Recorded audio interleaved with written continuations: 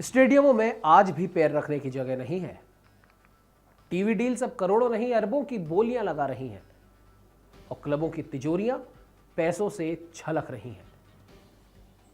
लेकिन इस चकाचौंध के पीछे एक खामोश चीख भी है।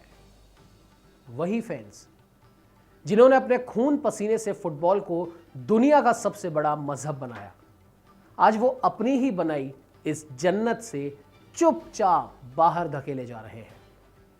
नमस्कार, आज बात करेंगे प्रीमियर लीग और इंग्लिश फुटबॉल की उस सच्चाई की जहां खेल तो अमीर हो रहा है, लेकिन आम समर्थक गरीब होता जा रहा है।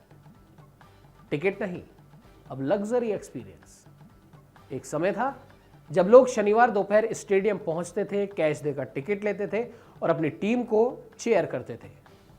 लेकिन अब भाई पहले तो मेंबरशिप खरीदो, फिर वेटिंग लिस्ट में नाम डालो, फिर लॉटरी जैसी उम्मीद करो और तब जाकर कहीं आपको टिकट मिल पाए। यानी फुटबॉल अब सिर्फ खेल नहीं, प्रीमियम एंटरटेनमेंट प्रोडक्ट बन चुका है।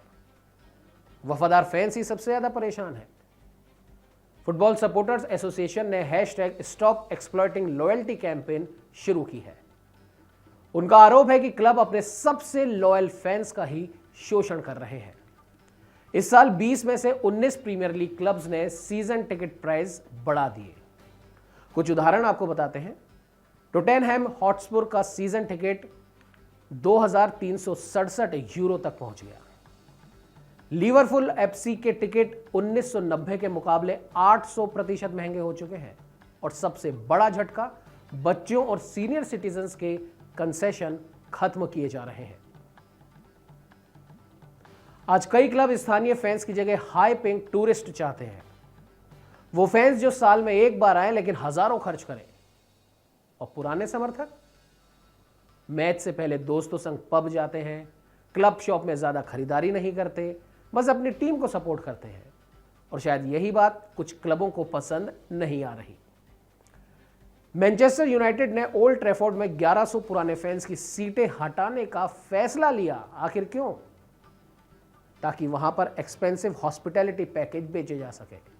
यानी सालों से टीम को सपोर्ट करने फैंस हटेंगे और उनकी जगह कॉर्पोरेट गेस्ट बैठेंगे।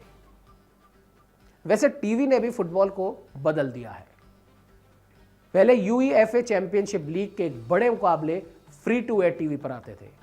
पूरा देश साथ बैठकर मैच देखता था।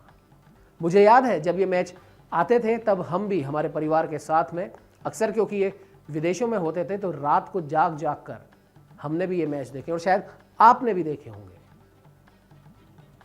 लेकिन अब अगर आपके पास सही सब्सक्रिप्शन नहीं है तो आप फाइनल भी नहीं देख सकते। इस बार चैंपियंस लीग फाइनल सिर्फ TNT स्पोर्ट्स पर होगा। मतलब फुटबॉल का सबसे बड़ा मंच भी अब पेवॉल के पीछे है। एक सीजन देखने के लिए कई सब्सक्रिप्शन। और ये सच्चाई है। आज इंग्लैंड में फुटबॉल देखने के लिए फैंस को चाहिए sky sports, TNT sports, Amazon prime, और इसका खर्च पिछले 5 साल में लगभग 60% बढ़ चुका है। यानी मैदान में जाना महंगा और तो और घर से भी देखना महंगा। 2026 फीफा वर्ल्ड कप को लेकर भी डर लगातार बढ़ रहा है। रिपोर्ट्स के मुताबिक फाइनल टिकट्स लगभग $10,000 तक पहुंच चुके हैं। कई इंग्लैंड के फैंस जो हर टूर्नामेंट में टीम के साथ जाते थे अब कह रहे हैं कि इस बार जाना शायद संभव नहीं। आपको पता है कि फुटबॉल का असली और सबसे बड़ा खतरा क्या है? वो है कि कहीं फुटबॉल अपनी आत्मा ना खो दे।